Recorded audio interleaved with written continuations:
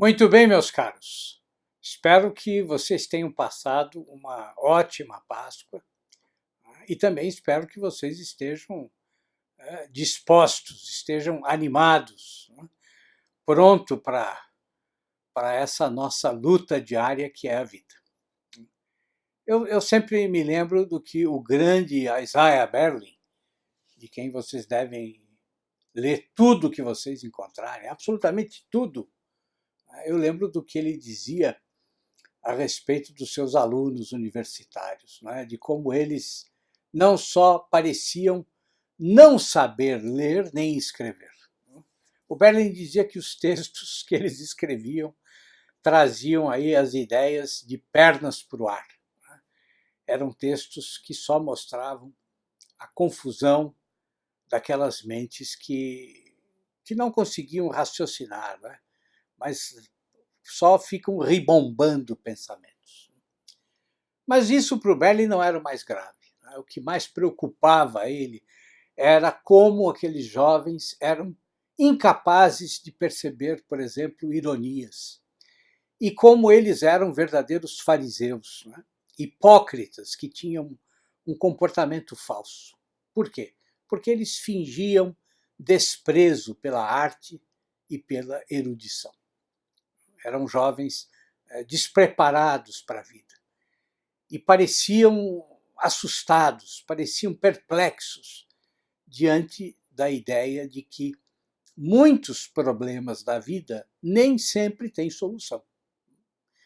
E isso, na opinião do Berlin, era um sintoma da época. Né?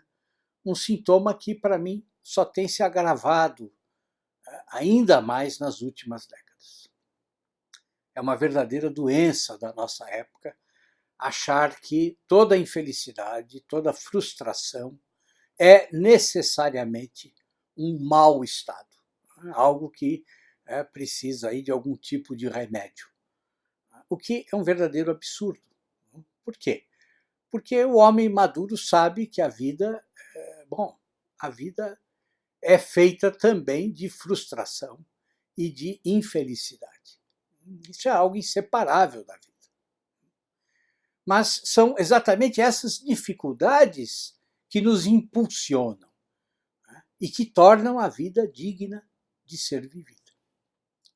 Então, quando eu digo que eu espero que vocês estejam preparados para a luta diária, né, é isso que eu quero dizer, que vocês não sejam sentimentalistas, né, que vocês não fiquem aí diante de cada dificuldade se achando vítimas, né, ou acreditando que vocês precisam de algum tipo de terapia.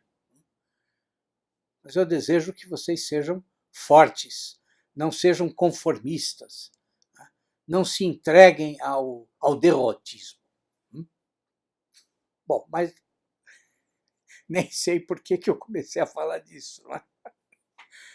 De qualquer forma, o Berlin é genial. Né? O Berlin é genial. E é um dos autores que eu mais admiro até hoje. Bom, mas eu quero falar com vocês sobre outra coisa. Eu quero falar sobre um problema que afeta a literatura. E não só a literatura contemporânea. Um problema que, na verdade, de alguma forma sempre afetou a literatura, mas que, com as vanguardas estéticas do século XX, esse problema ficou ainda maior.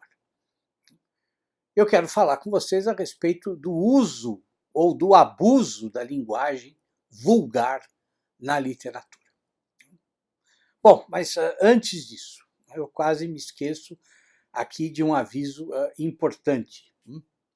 Lembrem que as inscrições para a minha turma deste semestre, da oficina de escrita criativa, ainda estão abertas.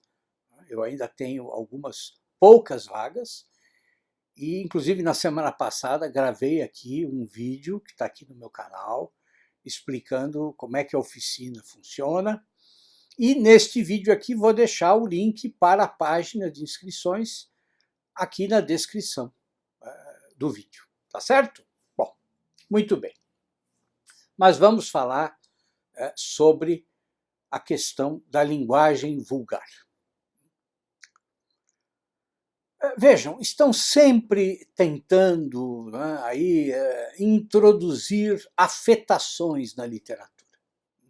E uma das mais nocivas é essa insistência em poluir o texto com linguagem vulgar. É claro que todo texto literário é uma forma artificial de linguagem. É claro que não é possível a gente escrever com absoluta naturalidade, porque a literatura pressupõe o uso de uma linguagem que é, de alguma forma, pensada, refletida. Uma linguagem, inclusive, que é o reflexo do próprio autor. Por quê? Porque é uma linguagem sempre carregada de estilo. Um estilo que é também um sinal da personalidade do autor. Então, ainda que aparente naturalidade, na verdade a literatura não é natural. Mas quando eu falo em afetação, eu me refiro a uma atitude falsa mesmo. Eu me refiro a usar a linguagem vulgar, né, de maneira fingida. Mas vamos explicar melhor isso. Eu não estou me referindo ao estilo aí, digamos, despojado de alguns autores, ou àquela forma de escrever que simula a linguagem coloquial. Por exemplo, aquela linguagem tão bem construída, tão bem utilizada pelo Hemingway nos diálogos dele, principalmente nos contos. Não é a isso que eu estou me referindo. Mas eu me refiro àqueles escritores que insistem em escrever mal, ou que abusam do coloquialismo, mesmo quando seus personagens têm características sociais ou psicológicas que deveriam fazer com que eles se expressassem de outra forma. Compreendem o que eu estou dizendo para vocês? Quer dizer, vejam, o escritor ele constrói um personagem determinado, né, com características que não obrigam esse personagem a falar aí de maneira, digamos, popular, né, de forma corriqueira, de forma grosseira até. Compreendem? Mas o escritor vai e força o personagem a usar uma linguagem que não é a dele. Ou seja, o escritor age de forma popularesca, né, para não dizer de forma populista. Muitos escritores fazem isso com os seus narradores também. E chegam a tal exagero que o leitor percebe claramente como há uma completa incompatibilidade entre a voz que narra e a história, né, e o enredo. Ou seja, a diferença entre a voz que narra e a trama é tão grande que o conjunto todo se torna inverossímil. Não convence. Bom, mas por que muitos autores escrevem assim? Bom, em alguns casos, eles estão obedecendo a estímulos ideológicos. Eles querem criar uma literatura que represente determinados grupos sociais ou faça propaganda de certos movimentos políticos. É o caso, por exemplo, de Capitães da Areia, né, do Jorge Amado, que é um exemplo puríssimo, né, da pior literatura ideológica. Bom, mas na maior parte das vezes, quando a gente vai analisar os motivos que os escritores apresentam para usar esse tipo de linguagem, o que a gente encontra são só falsas ponderações estéticas ou políticas. E são falsas porque, na verdade, são tentativas de esconder o despreparo pessoal, o desconhecimento que o autor tem das possibilidades expressivas da língua portuguesa. Muitas vezes a situação ainda é pior. Esses autores não conhecem as regras mais básicas de organização do pensamento. Não conhecem as formas mais simples, né, de como trabalhar a sintaxe. E por não conhecerem, por se sentirem inseguros, eles se refugiam, eles se escondem sob esse discursinho que utiliza desculpas estéticas ou políticas, né, para se justificar. Então você vai ler entrevistas com esses autores e percebe o quê? Percebe que eles só repetem os chavões, né, das apostilas de cursinho, né, ou os discursos de certas lideranças políticas que a gente cansa de ver por aí. Ou seja, eles não estão preocupados em produzir uma literatura autêntica e também não se esforçam para superar, né, a sua incultura, a sua instrução precária. Ao contrário, muitos se orgulham de escrever mal. E vamos falar a verdade, quer dizer, todo esse comportamento revela também um tremendo preconceito desses escritores. Né? Um preconceito que eu considero indecente, porque alguns realmente acreditam que pessoas pobres sempre se expressam de forma errada ou de forma desagradável. E isso é um verdadeiro absurdo. Né? Quer dizer, para esses escritores, o povo, as pessoas comuns, né, elas estão sempre precisando de um professor de português. Isso é uma loucura. Por quê? Porque você sai na rua, conversa com pessoas de todos os níveis sociais e não é isso que você encontra. Aliás, muitas vezes acontece exatamente o oposto. Quer dizer, é a pessoa de classe alta que se expressa mal. Então vejam que esses autores sofrem de um gravíssimo problema. Eles desconhecem a realidade. Na verdade, eles colocam o discurso ideológico acima da realidade. Se vocês forem estudar o modernismo brasileiro, bom, ele está repleto desse comportamento afetado. Basta ler, por exemplo, aquela conferência do Menotti del Picchia, que ele faz em fevereiro de 22, quando ele grita que é preciso libertar a poesia do presídio canoro das fórmulas acadêmicas, que é preciso libertar a poesia do leito de Procusto, dos tratados de versificação. Quer dizer, ele repete a mesma afetação daquele que foi o grande inspirador da Semana de Arte Moderna, que vocês sabem, foi um fascista italiano, o Filippo Tommaso Marinetti, que lá no início da década de 1910 já dizia que ele era movido pelo desejo furioso de libertar as palavras, de tirar as palavras da prisão do período latino. Mas vejam, não se engane, essas bobagens panfletárias não são só tentativas de promover um escândalo. Não. Elas também são expressões de uma forma de vaidade, de uma forma de presunção, né? E também demonstram uma certa preguiça mental. Né? O Marinetti denunciava, por exemplo, o que ele chamava de inanidade ridícula da velha sintaxe herdada de Homero.